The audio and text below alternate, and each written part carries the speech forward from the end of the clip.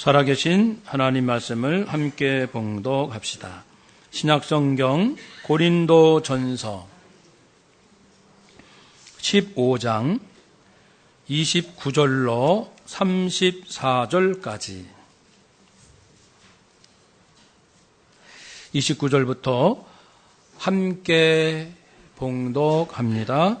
만일 죽은 자들이 도무지 다시 살아나지 못하면 죽은 자들을 위하여 세례를 받는 자들이 무엇을 하겠느냐?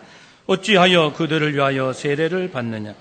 또 어찌하여 우리가 언제나 위험을 무릅쓰리요?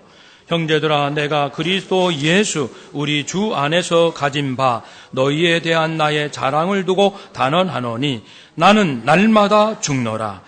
내가 사람의 방법으로 에베소에서 맹수와 더불어 싸웠다면 내게 무슨 유익이 있으리요? 죽은 자가 다시 살아나지 못한다면 내일 죽을 터이니 먹고 마시자 하리라. 속지 말라. 악한 동무들은 선한 행실을 더럽히나니 깨어 의를 행하고 죄를 짓지 말라. 하나님을 아는 못하는 자가 있기로 내가 너희를 부끄럽게 하기 위하여 말하노라. 아멘.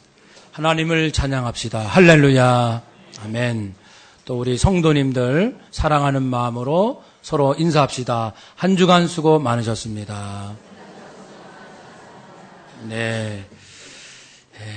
쉽지 않는 세상살이, 그러나 우리가 믿음으로 열심히 살고 있습니다. 하나님께서 우리의 중심을 보시고 위로하시고 격려하시고 힘을 더하여 주실 줄로 믿습니다. 이제 11월 마지막 주일, 다음 달이면은 이제 12월입니다. 아쉬움도 많고 우리 9가지 기도 제목을 붙들고 기도하자고 했습니다. 지금도 계속 하시리라 믿고 끝까지 12월 31일 밤 12시까지 기도를 계속 하시기를 바라고, 신실하신 하나님께서 때에 따라 우리에게 필요한 것을 공급해 주실 줄을 믿습니다. 이 세상에는 어떤 것들이 있을까? 이 세상에 있는 것들을 어떻게 분류해 볼까? 방법이 많겠지만 성경에서 보면은 세 가지 가치를 말씀하시는 것 같습니다. 비교적 단순하죠. 하나는 나쁜 가치가 있고, 또 좋은 가치가 있고, 중립적 가치가 있어요. 나쁜 가치라는 것은 불신앙, 불순종, 미움, 원망, 시기, 질투, 두려움, 공포심, 이런 것들은 나쁜 가치고, 좋은 가치는 사랑, 믿음, 소망, 인내, 충성, 온유, 절제, 화목, 감사, 기쁨, 평안, 이런 것들은 좋은 가치예요. 중립적 가치는 우리가 살아가는 삶의 환경을 하나님은 중립적인 것으로 보십니다. 그래서 어떠한 환경이든 우리 입장에서는 큰일 났다, 망했다, 끝났다라고 하는 환경에 대해서도 하나님은 한 번도 그 환경에 대해서 좌절하시거나 그리고 낙심하시는 말씀을 하신 적이 없어요. 하나님에게는 모든 환경은 중립적인 거예요. 그것은 좋은 것도 나쁜 것도 아닙니다. 그래서 하나님께서 세상 살아갈 때 우리에게 말씀하시는 것이 무엇일까? 무엇을 목표로 삼느냐? 그것이 자기 인생의 그릇 아니겠습니까? 정말 돈이 최고라고 생각하는 사람은 그런 인생이 만들어질 거예요. 어떤 내용이 됐든. 하나님을 경외하는 것이 최고의 인생이라고 생각하는 사람들은 그런 인생이 만들어질 것이고, 그래서 이 세 가지 가치 앞에서 하나님은 우리에게 무엇을 원하실까요?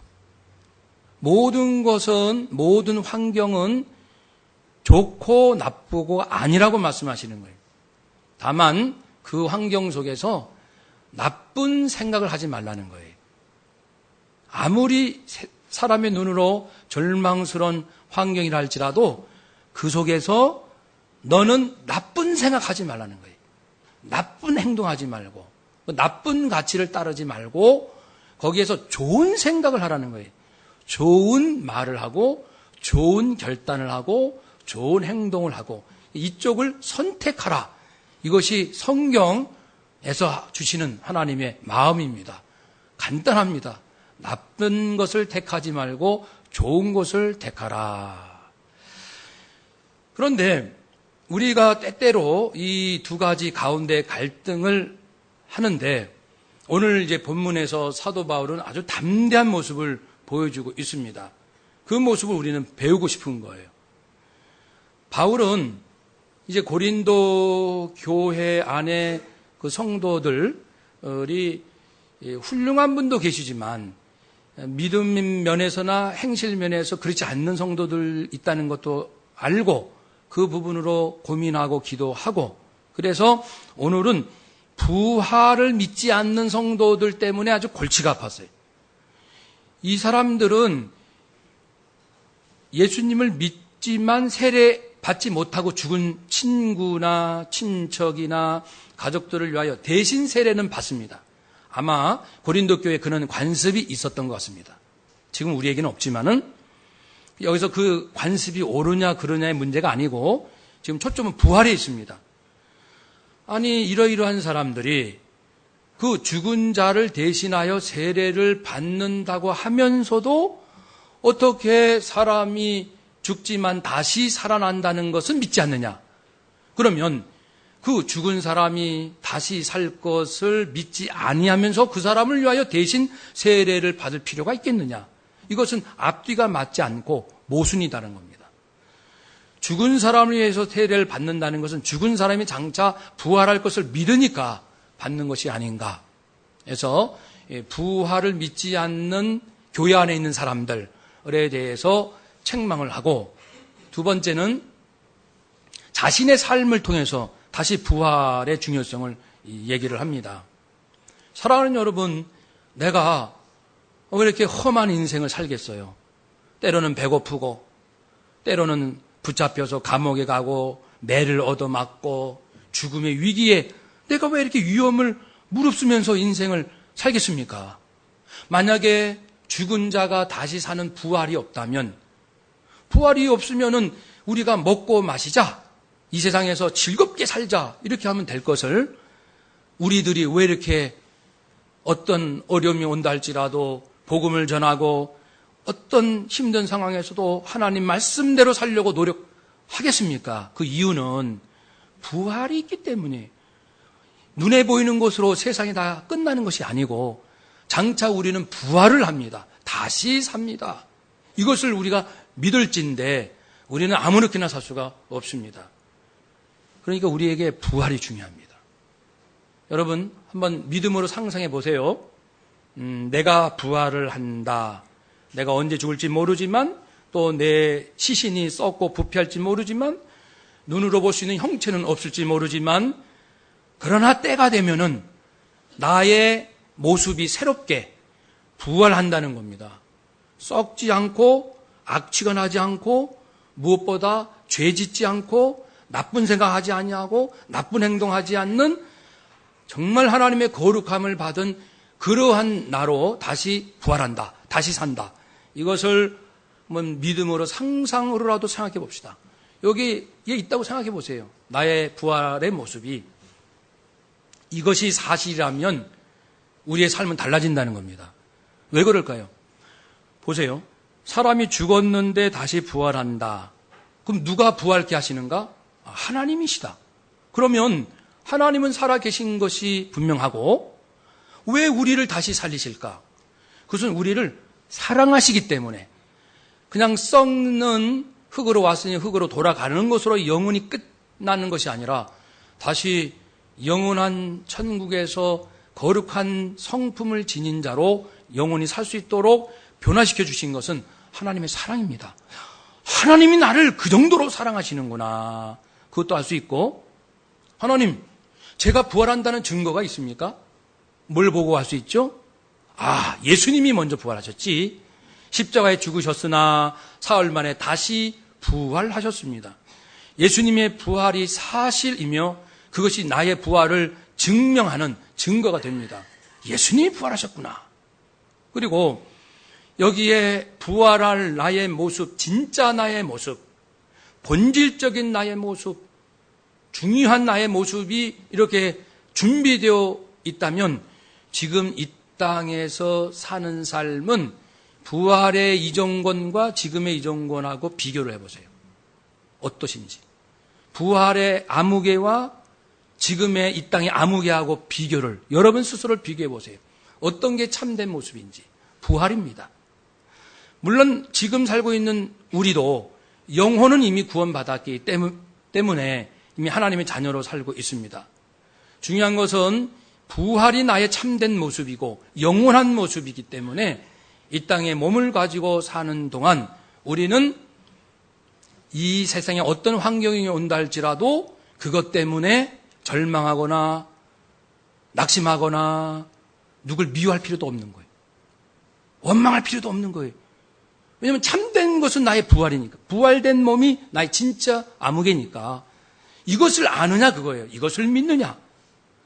그래서 이제 바울은 또 이제 얘기를 하죠. 내가 에베소에서 맹수와 싸웠다. 여러 가지 해석이 난해한 구절인데 두 가지로 크게 해석할 수 있어요. 실제로 맹수와 싸울 수 있었다면은 이제 에베소에서 잡혀서 감옥에 가면 그 로마 시대에서는 죄수들을 맹수들하고 싸우게 하잖아요. 구경거리로.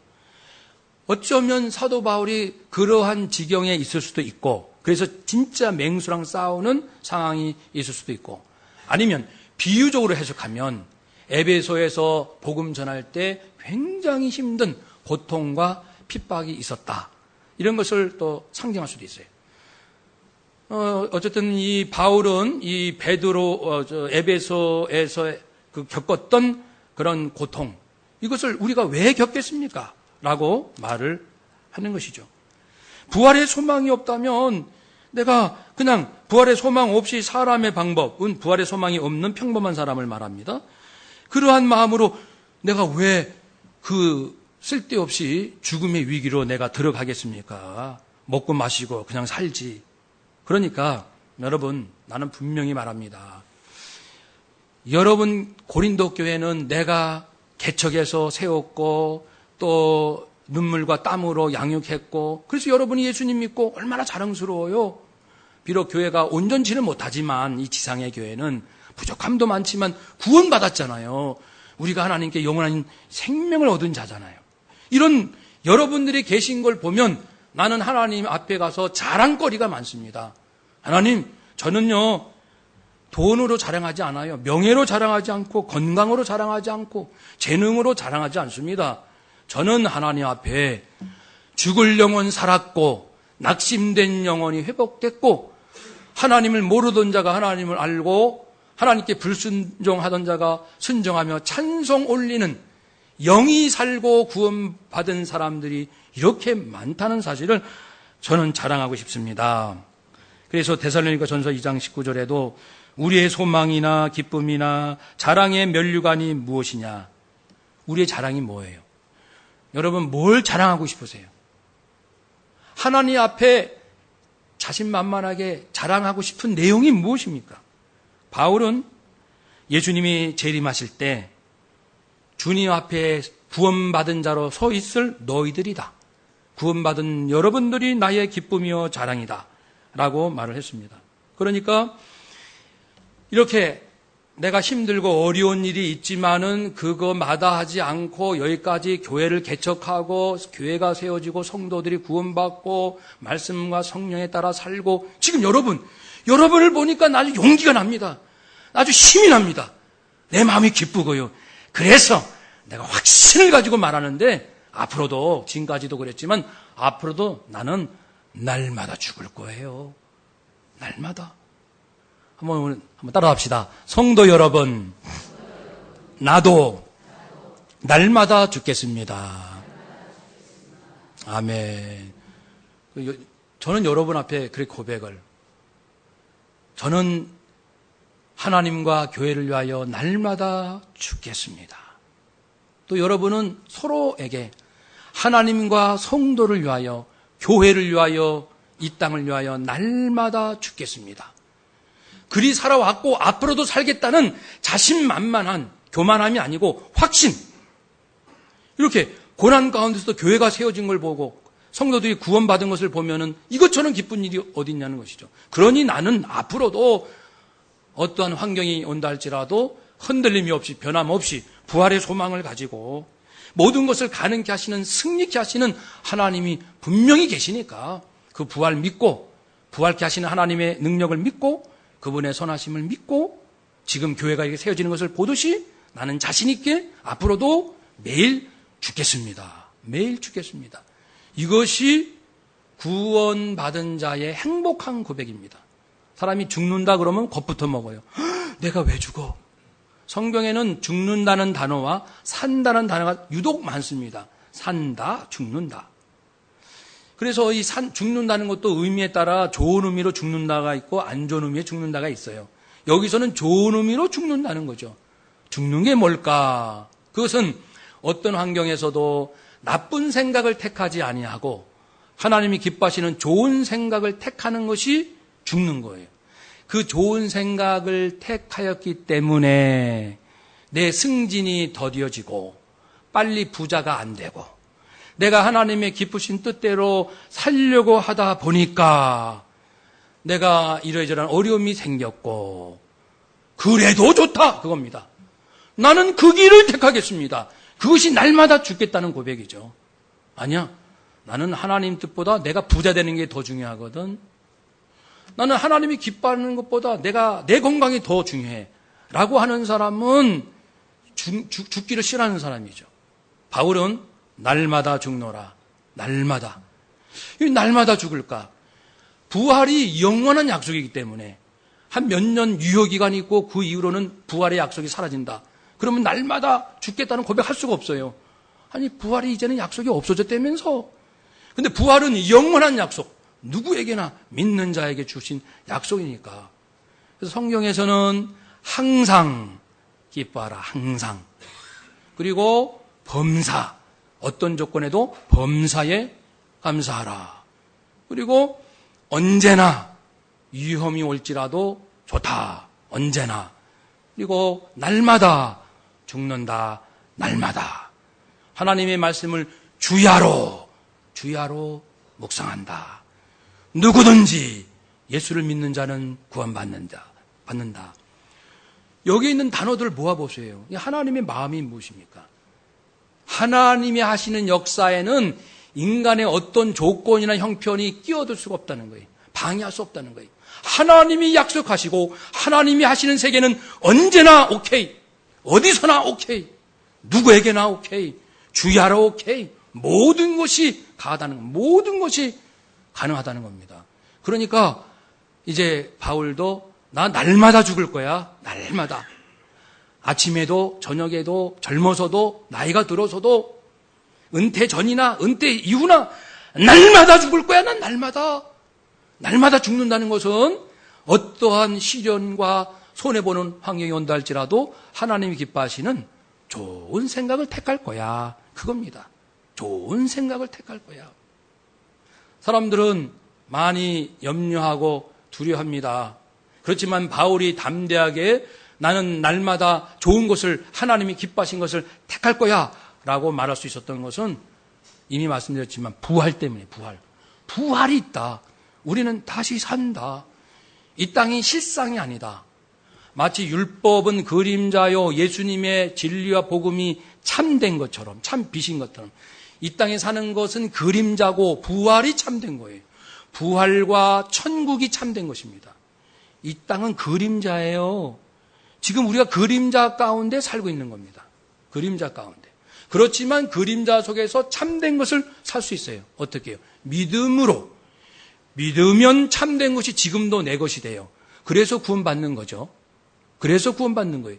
여전히 내 안에는 사실 죄됨이 있고 내가 게으름도 있고 허물투성이에요. 그럼에도 불구하고 내가 어떻게 구원받는가? 그것은 하나님의 참된 참된 구원과 천국과 영생이 지금 누구에게나 주어질 수 있기 때문에, 누구나 받을 수 있기 때문에, 진실로 믿는 자는 누구나 구원받을 수 있기 때문에, 지금 현실에서 오늘도 이 자리에 계신 분 중에 나는 구원의 확신이 없어요, 아직. 그렇지만 그 약속이 사실이라면, 예수님의 죽으심이 나의 죄값을 계산하시기 위한 대속의 죽음인 것이 사실이라면, 저는 지금 이 순간도 진실로 믿겠어요. 지금 이 시간 진실로 영접하시면, 주님을 영접하시면 이 시간에 구원받아요.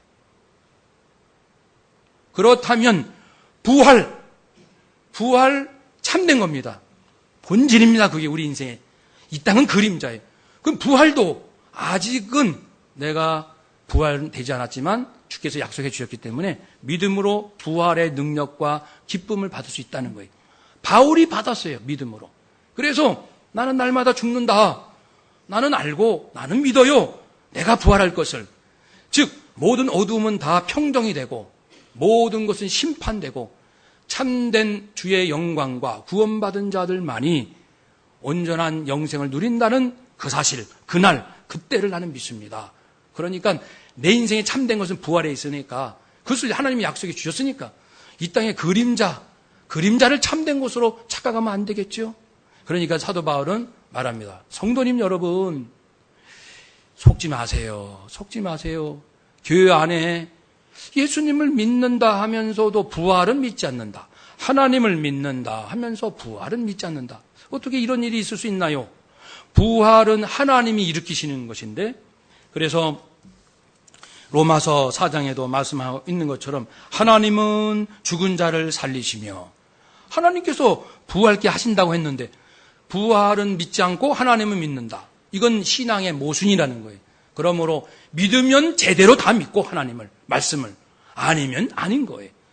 취사 선택해서 믿는 것을 믿음이라 하지 않습니다. 그래서 이제 바울은 여러분 속지 마시고, 교회는 다니고 자기는 하나님 믿는다 하면서도 부활은 믿지 않는다는 사람들이 부활이 없으면 뭐예요? 이 세상은 끝이라는 거죠. 그러니까 하나님을 믿노라 하면서 자기 멋대로 범죄 가운데 살아가는 사람들이 교회 안에 있는데, 그런 사람들 본받지 마세요. 속지 마세요. 그들은 부활을 소망하면서 이 그림자 같은 세상에서 정말 하나님의 기뻐하신 뜻대로 그 좋은 가치를 용감하게 선택하려는 사람들을 흔들어 놓고, 야, 뭐 그렇게까지 정직하게 살 필요가 있냐?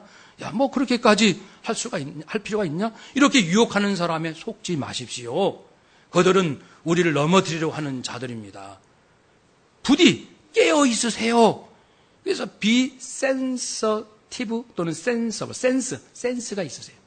여러분, 사람들도 센스가 있으라고 그러잖아요. 센스가. 그래서 어디 가는데 의자는 몇 개 없고 앉을 사람 많은데, 그럼 센스가 있으면 얼른 어르신들, 몸이 좀 불편하신 분 얼른 앉으시라고.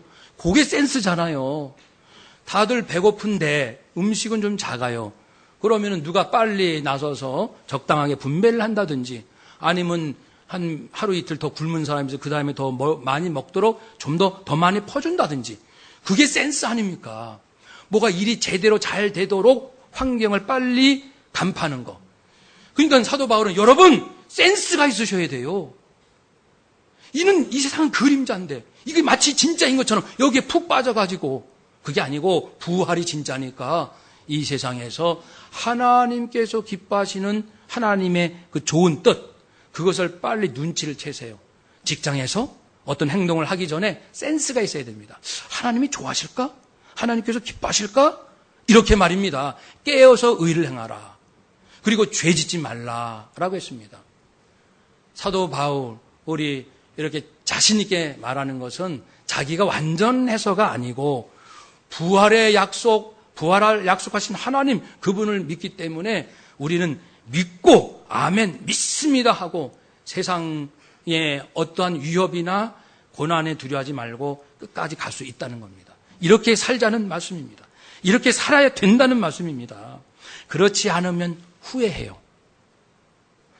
우리 이제 거의 1년 끝나가는데 한번 뒤돌아봅시다. 우리 직장생활, 이렇게 쭉 보면은 어떻게 보면 남보다 내가 더 승진이 빨랐을 수도 있고 남보다 수입이 많을 수도 있고 몸 아프지 않고 건강하게 살아올 수도 있고 그런데 그렇게 1월부터 2월, 3월 쭉 살아온 삶을 볼 때 그때 그 행동, 그 사건 그것에 하나님께서 기뻐하시는 행동을 했나 내가 그 센스가 있어야 되는 거예요. 잘 살펴봅시다. 이제 한 달 남았어요. 그래서 다음 주부터는 대강절 주님 오심을 사모하는데 이제 바쁘게만 살지 마시고 연말에 그래서 내 자신을 깊이 살피고 이제라도 하나님 용기를 주세요. 어차피 그림자 같은 세상에 이게 진짜인 줄 알고 제가 속고 살고 싶진 않습니다. 사람들의 박수치고 사람들의 그 알아주는 것에 내가 미혹이 돼가지고 하나님이 기뻐하신 곳에는 센스 없이 무디게 사는 저는 아주 끔찍합니다. 이제라도 내 마음과 영을 열어주셔서 환경이야 어떠하든지 죽든지 살든지 그거 아닙니까? 정말 바울의 표현대로 죽든지 살든지 안 돼, 죽으면 안 돼. 언제 하나님께서 너는 죽으면 안 된다, 죽으면 안 된다 그렇게 말씀하십니까? 중요한 것은 깨어 있으라. 깨어 있으라. 어떤 환경에서도 하나님은 그 환경을 겁을 잡수시는 하나님이 아니잖아요. 하나님이 겁나는 거 보셨어요? 하나님께서 야 큰일 났다 어떡하니? 하나님은 어떤 환경에서라도 말씀하시기를 두려워 말라, 놀라지 말라, 내가 너와 함께 함이니라. 나의 의로운 오른손으로 너를 붙들리라. 내가 너와 함께 함이니라. 내가 너를 고아처럼 버려두지 않겠다. 내 손에서 너를 빼앗을 자가 없을 것이다. 내게 주신 자 마지막 부활할 때까지 잃어버리지 않겠다. 이것이 전부 하나님, 예수님, 성령님이 계속 해주신 약속이시지. 야 큰일 났다 어떡하니? 야 너 끝장났어. 너 이제 망했구나. 너 그렇게 하나님께서 덜덜덜 떠시면서 내 앞에 오셔서 그러신 하나님이십니까? 속지 마십시오. 이 땅은 그림자예요. 오히려 우리는 죽든지 살든지 이렇게 나가야 돼요. 나가야 어둠이 쫙 물러갑니다. 죽으면 어떡해? 그러면 어둠이 쫙 밀려 들어옵니다. 두려워하면은 어둠이 두려움을 먹으려고 들어와요.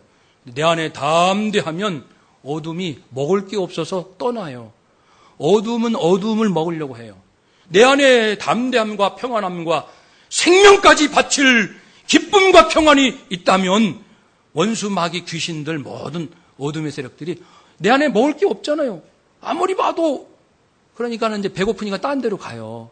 그래서 하나님께서 환경을 두려워하지 말고 내가 참으로 하나님께서 기뻐하시는 참된 것, 좋은 것을 선택하라는 거예요. 깨어 있으라 그겁니다. 센스가 있으라. 용기를 가져라. 담대하게 살아라. 어차피 인생은 한 번 아니냐. 뭐가 이렇게 두렵고 떠냐.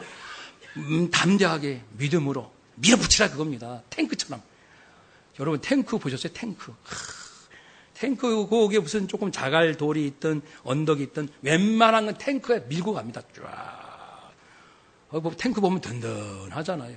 내 인생의 부활의 신앙으로 부활이 참된 것이요 지금 사는 것은 그림자다. 이 믿음을 가지고 부활의 소망이 탱크예요. 이 탱크를 가지고 직장을 그냥 표현이 좀 그렇지만 직장을 쫙 밀고 나가세요. 탱크. 부활의 소망으로 직장 속에 쑥 들어가세요. 자식 키울 때도 이 부활의 소망을 가지고 자식들한테 쭉 들어가세요. 부모가 담대해야 자녀가 담대하지 않겠습니까? 선생님이 영적으로 담대해야 교회학교 아이들이 선생님의 모습을 보고 용기를 얻지 않겠습니까? 사실 인생 간단한 것 같아요. 간단한데 또 사실은 어렵고 그러나 더 이상 우리 당산동 교회는 머뭇거리지 마시고 저나 여러분이나 이제 남은 인생 늘 깨어서 죄 짓지 않도록 각성하시고 그리고 이제부터는 부활의 소망이 진짜다라는 것을 확신하면서 그 어디에서나 하나님이 좋아하시고 하나님이 기뻐하시는 좋은 것만 선택하고 좋은 것만 말하고 좋은 것을 행동하고 좋은 것을 서로 나누고 나쁜 거 나누지 말고 그렇게만 살 수 있는 알찬 인생 우리 모두가 되시기를 주님의 이름으로 축복합니다. 아멘. 기도하겠습니다.